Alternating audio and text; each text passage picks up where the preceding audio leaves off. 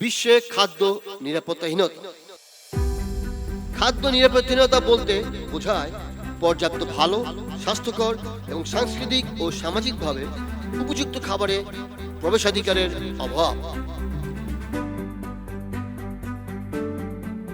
ক্ষুধার চেয়ে খাদ্যই বেশি বেঁচে থাকার শক্তি।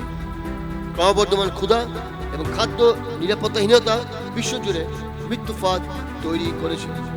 বিশ্বের জনসংখ্যার 4.4% অপুষ্টির শিকার, যার ব্যাখ্যা দিলে দাঁড়ায় বিশ্বে 2030 সালের মধ্যে পুষ্টির উন্নতির লক্ষ্যমাত্রা অর্জনে অক্ষম এবং বিশ্বে 5 বছরের কম বয়সী 50.5% মিলিয়ন শিশু মারাত্মক অপুষ্টিতে ভুগতে চলেছে।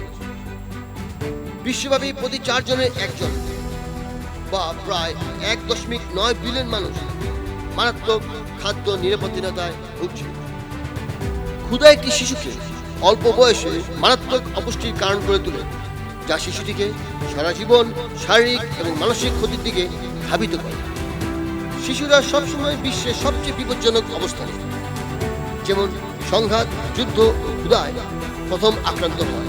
বিশ্বব্যাপী মহামারী, চলমান সংঘাত এবং জলবায়ু পরিবর্তনের প্রভাব পরিবার এবং শিশুদের জন্য খাদ্য নিরাপত্তাহীনতা বাড়িয়ে চলেছে।